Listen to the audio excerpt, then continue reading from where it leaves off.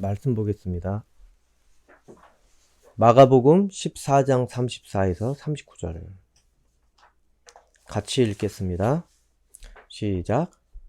말씀하시되 내 마음이 심히 고민하여 죽게 되었으니 너희는 여기 머물러 깨어있으라 하시고 조금 나아가사 땅에 엎드려 될 수 있는 대로 이때가 자기에게서 지나가기를 구하여 이르시되 아빠 아버지여 아버지께는 모든 것이 가능하오니 이 잔을 내게서 옮기시옵소서. 그러나 나의 원대로 마시옵고 아버지의 원대로 하옵소서 하시고 돌아오사 제자들이 자는 것을 보시고 베드로에게 말씀하시되 시몬아 자느냐 네가 1시간도 깨어 있을 수 없더냐 시험에 들지 않게 깨어 있어 기도하라.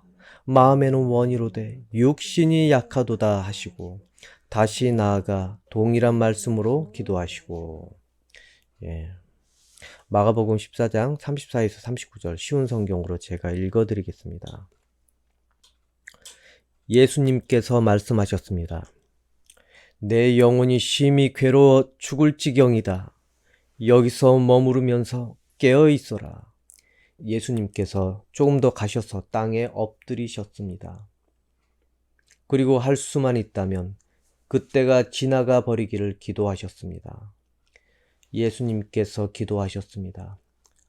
아바 아버지, 아버지께서는 모든 것을 하실 수 있으시니 이 잔을 없애 주십시오. 그러나 제 뜻대로 하지 마시고 아버지의 뜻대로 하십시오. 예수님께서 제자들에게 오셔서 자고 있는 것을 보시고 베드로에게 말씀하셨습니다. 시몬아, 자고 있느냐? 나와 함께 1시간도 깨어 있을 수 없더냐? 시험에 들지 않도록 깨어서 기도하여라. 영은 원하지만 몸이 연약하구나. 다시 예수님께서 제자들을 떠나서 같은 말씀으로 기도하셨습니다. 아멘. 여러분, 인간은 육체를 가지고 있습니다. 그래서 이 육체의 영향을 많이 받고 살게 되어 있습니다. 각양각색으로 사람들은 이 육체에 의해서 자기 생각이 많이 지배를 당합니다. 오늘 이 본문 말씀에 예수님께서 똑같이 고통을 많이 느끼고 있습니다. 심적 부담을 많이 느끼고 계십니다. 그래서 기도를 하셨습니다. 그리고 너무너무 힘들으셔서 제자들에게 깨어 있어라 그렇게 말씀하셨는데 결국에 어떻게 됐습니까? 이 제자들 슬픔에 겨워 울다 지쳐 잤습니다. 우는 거는 모르겠지만 성경에는 슬픔에 지쳐서 잤다고 합니다. 그래서 예수님께서 영은 원하지만 몸이 정말 약하구나. 제자들을 혼낸 것은 아니고 스스로 그냥 안타까워하신 것입니다. 왜냐하면 예수님께서 너무나 괴로우시기 때문에, 너무나 두렵기 때문에. 왜 두렵습니까? 왜 하나님의 아들이 두렵습니까? 이런 일들을. 완전한 인간으로 오셨습니다. 그리고 완전한 신성, 인성 다 가지고 계셨습니다. 그러니 육체의 고통, 정신적 압박도 똑같이 완전하게 느낄 수밖에 없습니다. 그래서 육체의 고통 때문에 예수님께서 마음이 너무 흔들립니다. 아무리 예수님이라고 해도 인간은 인간입니다. 그런데 우리 생각을 해보십시오. 아니, 그런 예수님을 연약한 존재로 하나님께서 왜 보내셨을까? 예수님께서 과연 감당하실 수 있을까? 그냥 신적인 모습으로 그냥 오셨으면 되는데. 인간이 담당할 모든 두려움과 고통을 예수님께서 똑같이 감당을 하시고 스스로 결정을 하고 이겨내셔야 우리의 죄가 진정으로 되속되기 때문에 그렇습니다. 이해하십니까? 그래서 예수님께서 인간이 당할 모든 것들을, 죄로 인해서 올 모든 것들을 다 해결을 해 주시고 그 다음에 그것을 이기시고 끝맺음을 해 주셔야지 우리가 당당하게 죄가 찢김받았다 할 수 있지 않겠습니까? 그래서 예수님께서는 꾸역꾸역 참으시면서 견뎌내시면서 기도를 하셨던 것입니다. 그런데 그것과 대비되는 모습 제자들 3명이서 산에 기도를 같이 갔는데 육체의 연약함으로 인하여서 그 다음에 마음의 아픔으로 인하여서 그렇게 지쳐서 자버렸습니다.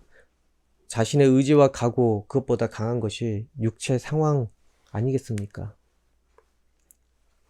하나님께서는 그러한 육체를 우리 때문에 예수님께 그렇게 육체를 갖고 오시게 하셨던 것입니다. 정말로 홀로 모든 것을 담당하셔야지만 우리의 죄를 씻을 명분이 서게 되는 것입니다. 하나님께서는 예수님의 그 육체의 고통에 아무것도 도와주지 않으셨습니다. 하나님께서는 정말 하나님께서 큰 모험을 하신 것 같지 않습니까? 그래서 예수님께서 그 담당한 것이 얼마나 이게 중요한 것인지 아시기 때문에 땀이 피처럼 쏟아지도록 기도하셨던 것입니다.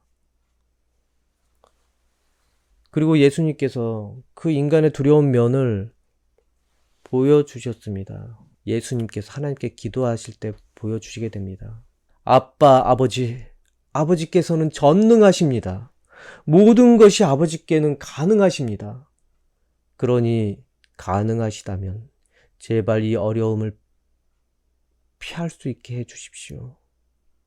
이 말은 아버지께서는 꼭 이 방법이 아니어도 다 하실 수 있지 않습니까? 라고 묻는 것과 같지 않습니까?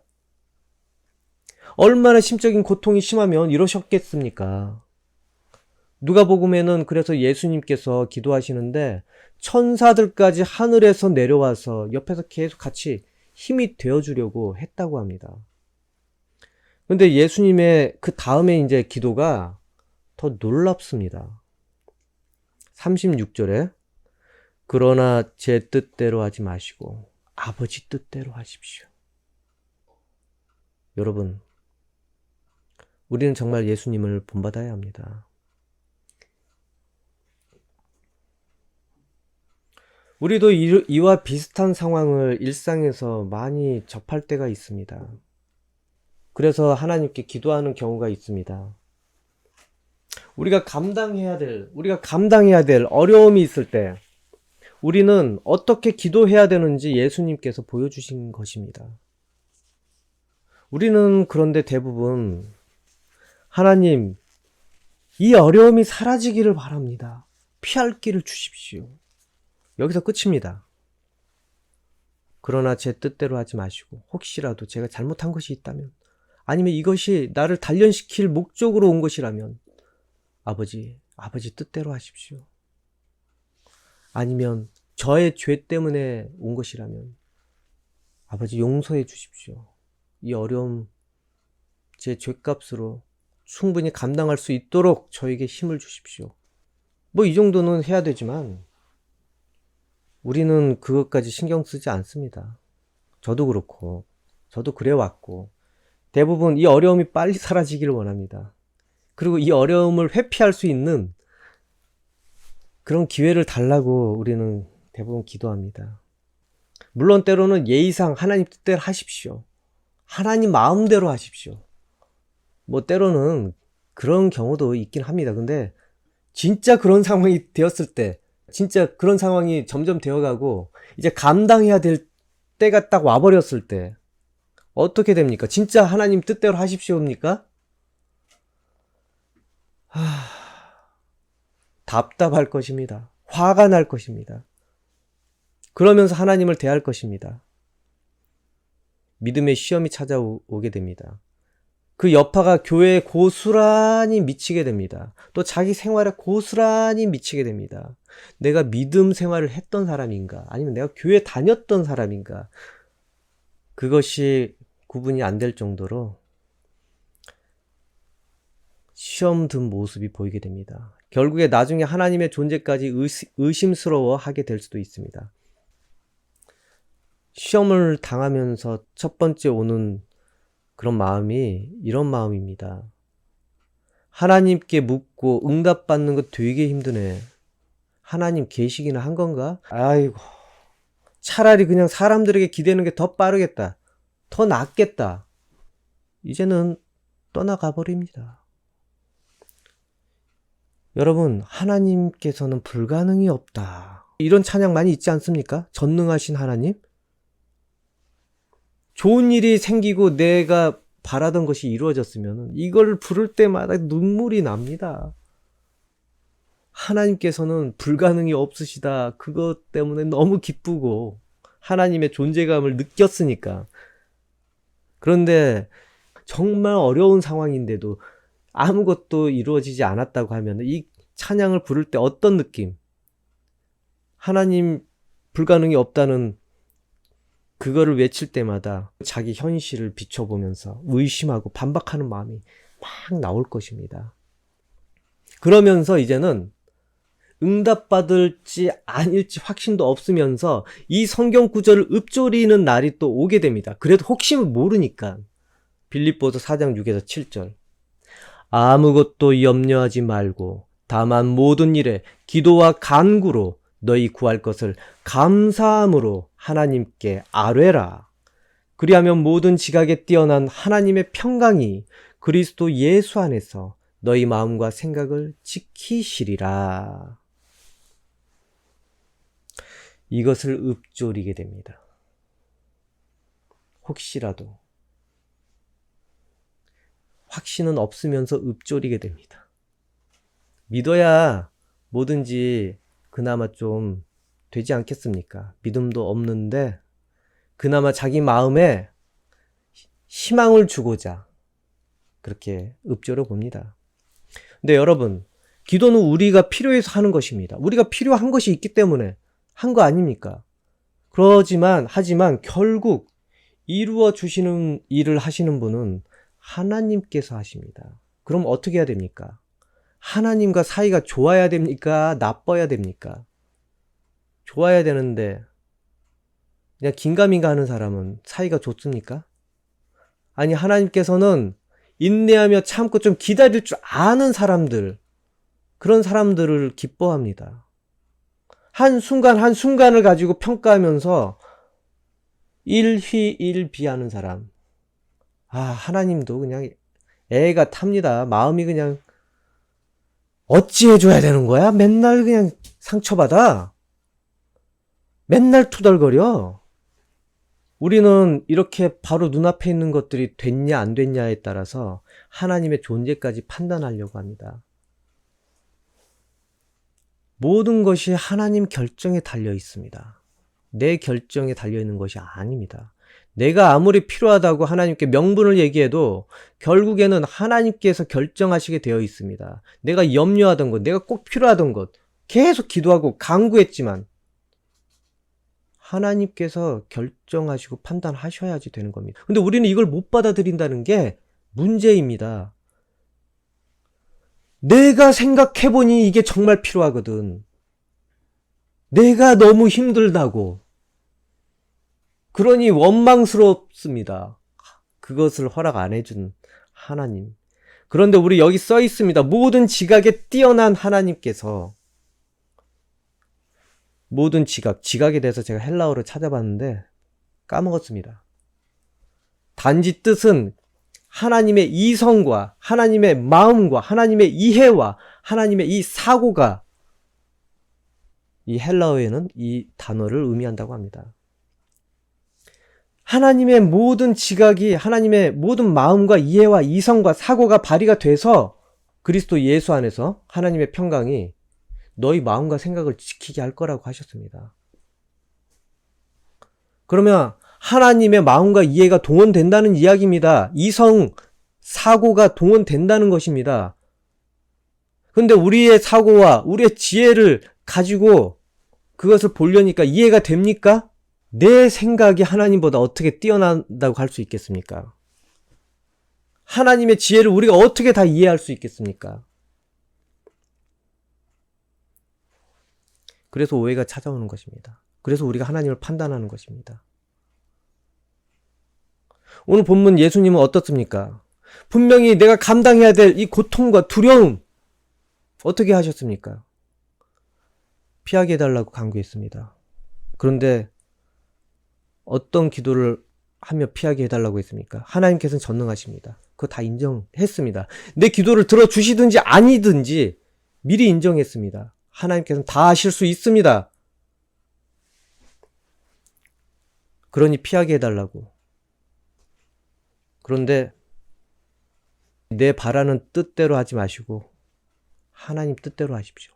이것은 하나님 뜻을 알기 때문에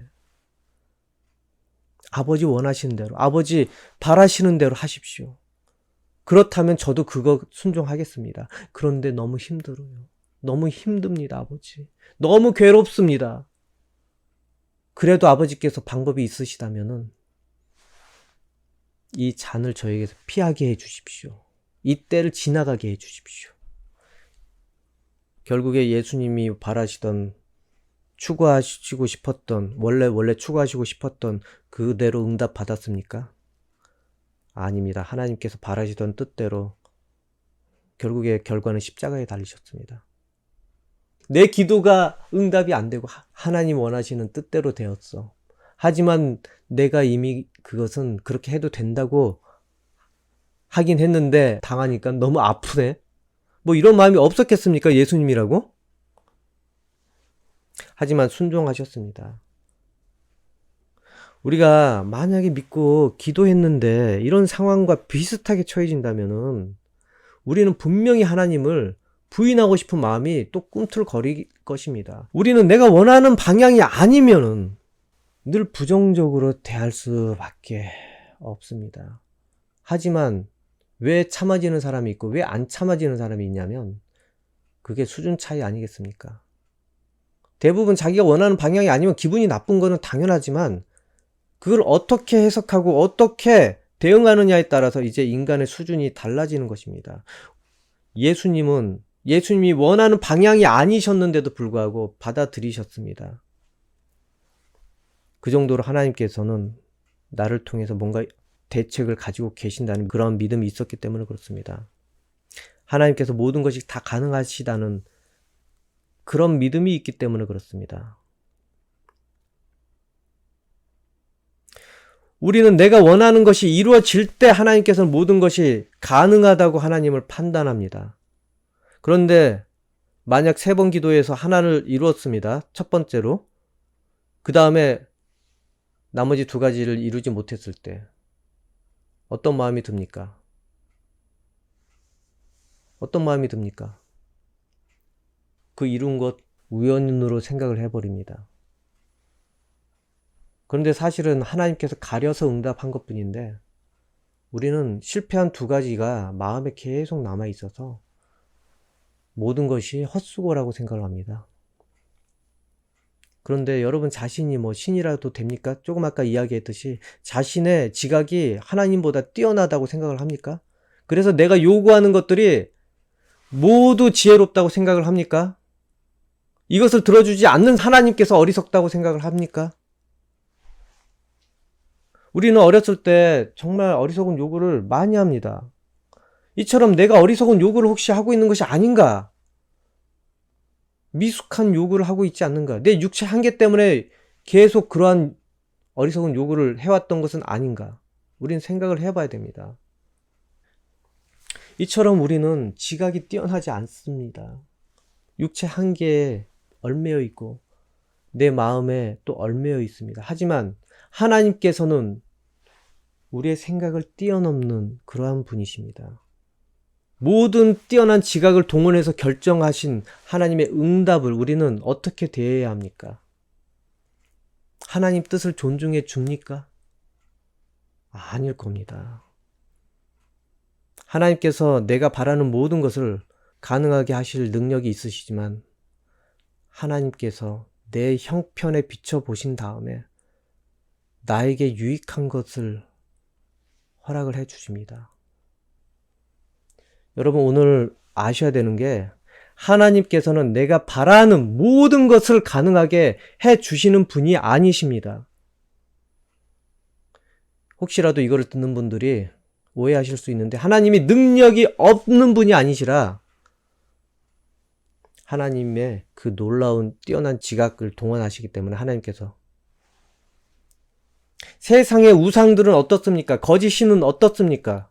내가 바라는 모든 것을 이루기 위해서 우리가 만든 우상 아니겠습니까? 근데 하나님은 다르십니다. 하나님께서는 원하시고 바라시면 모든 것이 다 가능하신 분이십니다. 때로는 우리가 이 사실 때문에 하나님을 의심하고 낙심하고 떠나게 되지만은, 하지만 이것 때문에 하나님께서 실제 실존하신 분이시고 실제 현실과 관련이 많으신 분이라는 것들, 그것을 증거해 주는 것입니다. 세상의 우상들은 자기들이 뭐 구분할 능력이나 있습니까? 우리가 만들어낸 건데, 우리가 지어낸 건데, 우리 바라는 대로 다 돈의 신, 술의 신, 뭐 연애의 신 다 만들어내지 않습니까? 내가 바라는 대로 다 해달라고 빌고. 그것들이 대답을 해줍니까? 우리는 대답을 해줍니다. 성령께서 바로 피드백을 보여줍니다. 내가 몰라서 모를 뿐이지. 생각을 해보십시오. 누가 현실에 내 입장에서 바라는 모든 것을 이루어 주겠습니까? 그럼 비현실 아닙니까? 그런 것들 이루어지는 거? 아무리 착한 부모라도 못합니다. 하나님께서도 당연히 살아계신 분이시다 보니 마찬가지로 우리에게 대하시는 거 아니겠습니까? 단지 현실의 부모와는 다르게 그분은 원하시면, 그분의 뜻에 합당하면 모든 것이 가능하시다는 것입니다. 스케일 역시도 다르다는 것입니다. 인생 전체를 들썩일 정도로 들었다 놨다 하실 수가 있는 분이십니다. 그리고 또 우리가 회개라도 하게 되면은 모든 것을 급반전시킬 능력까지 있으십니다. 그리고 더 끝판왕은 죽음 이후까지도 약속을 하실 수 있는 유일한 분이 바로 하나님이시라는 겁니다. 또 약속을 지키시려고 눈에는 안 보이지만 일을 하고 계신다는 것입니다. 쉬지 않으시고 졸지 않으시고. 여러분, 하나님께서는 이처럼 하나님의 뜻을 이루시는 것, 그것에 모든 것이 가능하시고 불가능이 없으신 분이십니다. 그렇기 때문에 만약 하나님께서 원하셨으면 어떻습니까? 예수님 십자가에 매달리지 않으실 수도 있었습니다. 하실 수 있는데도 안 하신 그 마음을 이해하셔야 됩니다. 하나님께 비밀스러운 뜻이 있으셨기 때문에 그렇습니다. 마귀조차도 예상하지 못하고 마귀도 감당할 수 없는 뜻이 있으셨습니다. 온 민족들 가운데서 그들의 하나님이 되시겠다는 뜻이었습니다. 그들을 죄에서 구원해서 백성 삼겠다는 뜻이었습니다. 그래서 예수님을 보내신 것입니다.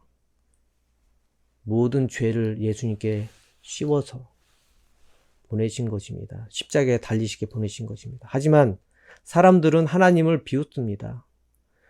하나님께서 모든 것 다 가능하신 분이신데 야, 왜 예수님을 죽게 두셨냐? 그리고 부활한 것에 대해서 믿지 않습니다. 부활한 것을 믿지 않으니까 예수님을 죽게 내버려 두셨다고 그렇게 말하지 않겠습니까? 때로는 믿는 우리조차도 자신에게 발생한 여러 일들에 대해서 하나님께 왜 내버려 두셨습니까? 왜 그러셨습니까? 왜 신경을 안 써주셨습니까? 라고 의문을 품고 반발할 때가 있습니다. 세상 사람들을 품는 마음처럼. 그리고 여러분, 왜 기도했는데도 불구하고 안 되는지 맨날 고민하지 마십시오. 하나님께서 알아서 하십니다. 우리가 할 일은 기도, 그것입니다. 하지만 인간이라는 것이 기도했는데 그 결과물에 대해서 집착을 할 수밖에 없습니다. 왜 기도를 그렇게 했음에도 불구하고 결국 병이 낫지 않고 죽게 두셨습니까? 전능하신 모든 것 가능하신 하나님 아닙니까? 때로는 이렇게 누군가 울분을 토할 때가 있습니다. 만약 누군가 여러분에게 울분을 토하며 이렇게 따지면은 어떤 말을 해 주실 수 있습니까, 여러분은? 하나님 대신해서 무슨 말을 해 줄 수 있겠습니까? 저라면은 제 마음 심정으로는 내 모든 지각을 동원해서라도 그런 비판을 해명해주고 또 대답을 해주고 싶지만, 마음은 그렇지만, 그러나 우리 짧은 지각으로 어찌 하나님께서 하신 것들을 다 해명해 준다고, 이해시킬 수 있다고 나설 수 있겠습니까? 함께 그냥 슬퍼해 주는 것밖에 없습니다. 안타까워해 주는 것밖에 없습니다. 저도 피조물에 지나지 않고 다 이해하지 못하는 존재로서 똑같이 그 사람들과 같이 하나님께 간구하는 주제에 무슨 해명을 해줄 수 있겠습니까? 우리는 이를 예수님을 통해서만 하나님을 이해할 길이 생깁니다. 예수님께서도 십자가에 달리시면서 왜라고 물으셨습니다. 십자가에 달리시면서 그 이전에 기도를 하셨죠. 예수님께서 제발 피할 수 있게, 하나님께서 전능하신 분이시기 때문에 할 수만 있으시다면은 물론 아버지 뜻대로 하십시오. 근데 막상 십자가에 달리실 때 고통 속에서 왜 결국에는 달리게 하시는군요. 딱 십자가 앞에서 천구천사가 와서 하늘에서 불을 내리게 해서 구원을 하시면 얼마나 더 놀랍습니까? 장관 아니겠습니까? 예수님께서 십자가에 달리시면서 왜라고 하셨습니다. 예수님께서 왜 죽게 내버려 두셨어요? 마가복음 27장 46절을 보면은 오후 3시쯤에 예수님께서 엘리 엘리 라마 사박다니 하고 큰 소리로 외치셨습니다. 이 말은 나의 하나님, 나의 하나님, 어찌하여 나를 버리셨습니까? 라는 뜻입니다.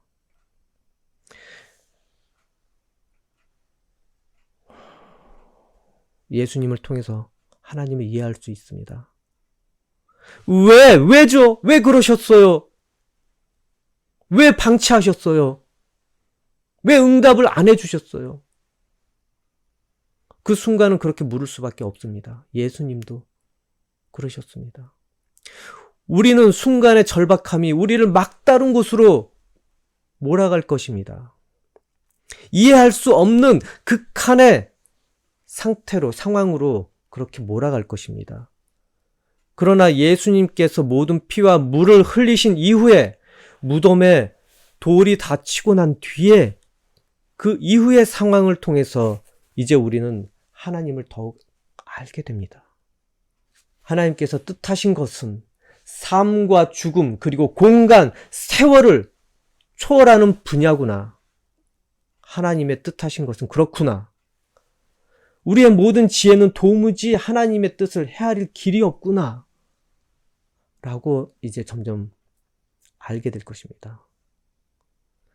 누가 예수님께서 죽음을 이기시고 살아나실 것을 그 당시에 실제 현실에서 예상을 했겠습니까? 그리고 어느 누가 이곳에 여러분이 지금 예수님 이름으로 기도한다는 것, 그 당시의 사람이 누가 예상을 했겠습니까? 그리고 여러분 스스로도 예상합니까? 여러분이 내가 예수님을 구주라고 부를 것이다 라고 예상을 했겠습니까? 우리가 어떻게 하나님의 뜻을 일일이 다 반박하면서 그렇게 예상할 수 있겠습니까? 하나님께서는 세월을 초월하십니다. 그러면서 뜻을 세우십니다. 시간에 얽매이시는 분이 아니십니다. 죽음에 얽매이시는 분이 아니십니다. 공간에 얽매이시는 분이 아니십니다. 여러분, 우리는 하나님께 답답할 때 왜라고 그렇게 자주 묻습니다. 그게 죄가 되는 것은 아닙니다. 다 이해해 주십니다. 그 심정을 하나님께서 다 아시기 때문에, 이미 예수님을 통해서 겪으셨기 때문에 예수님께서도 고통을 그렇게 호소하셨습니다. 그러나 문제는 그 이후부터입니다. 왜라고만 하고 하나님의 자초지종도 듣지 않고 응답도 듣지 않고 떠났을 경우, 그것이 문제입니다. 몸이 떠나기도 하고 마음이 떠나기도 하고. 여러분, 우리 때문에 예수님께서 오셨습니다. 하나님께서 보내셔서 죄인의 모습으로 오셨습니다. 그렇게 하나님의 뜻에 예수님께서는 순종하셨습니다. 그분의 죽음을 가장 아파하고 괴로워했을 대상은 그러면 누구였겠습니까? 여러분, 예수님 십자가 달리신 거 아파하려고 감정 많이 동원하시죠? 기도회 때라든지 예수님 십자가에 달리신 거 괴로워하려고 아마 눈물 짜려고 하시는 분도 있을 겁니다. 그래야 내 믿음이 동작한 것 같고. 하지만 진정으로 괴로워할 대상은 따로 있습니다. 따로 계십니다. 육신의 어머니였던 마리아였겠습니까? 아니면 제자들, 다 도망가 버린 그 제자들? 아파했을 겨를이나 있나? 자기 목숨이라도 살려고 그렇게 발버둥 치는 존재들인데, 이것을 가장 원망하고 괴로워해야 할 대상은 당연히 예수님 스스로 아니겠습니까? 하지만 예수님 말고도 보내시고 계획하신 하나님 아니겠습니까?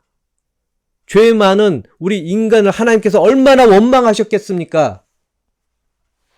그리고 예수님께서도 얼마나 인간을 원망하셨겠습니까?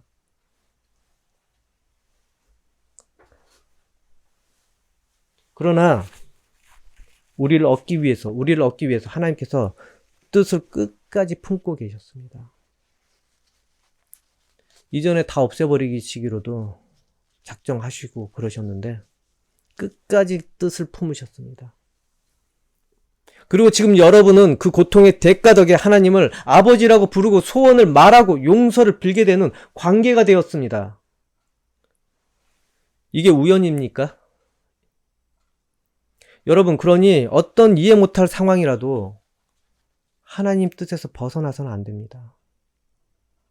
가장 이해 못할 상황을 미리 겪으신 분은 바로 하나님 아버지이시기 때문에 그렇습니다.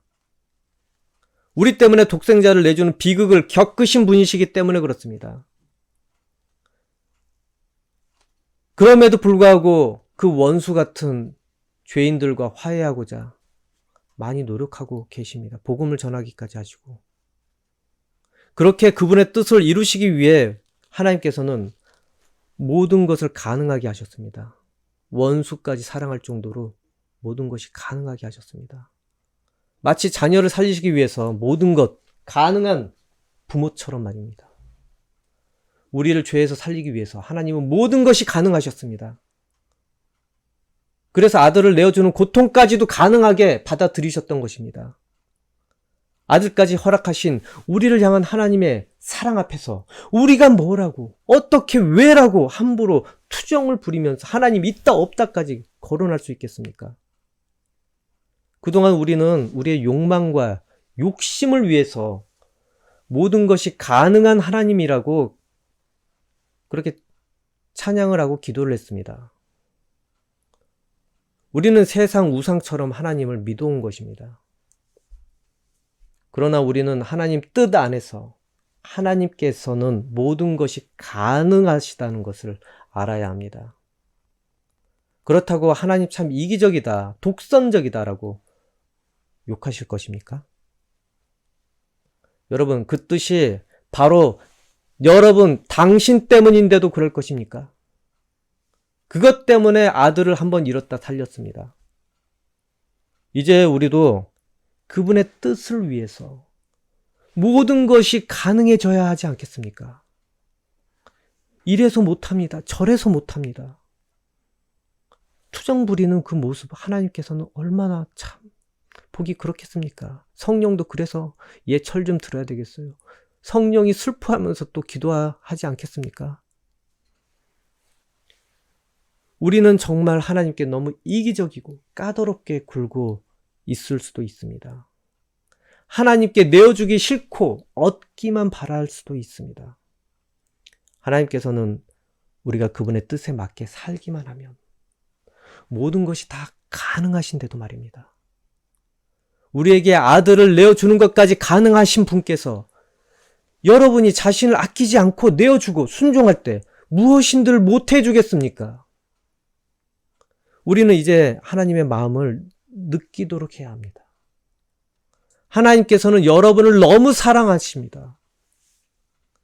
그러니 우리도 하나님을 사랑해야 하지 않겠습니까?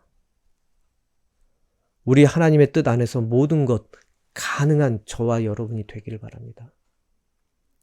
우리 바라는 소망이 이루어지는 것을 말하는 것이 아니라 우리 순종을 말하는 것입니다. 그러면 하나님께서 여러분의 인생을 정말 귀하게 대하실 것입니다. 내 아들이다. 내 딸이다. 건들지 마. 죄짓게 하지 마. 아프게 하지 마. 그렇게 귀하게 여러분을 자녀 삼으시고 하나님께서 아버지로 대할 것입니다. 기도하겠습니다.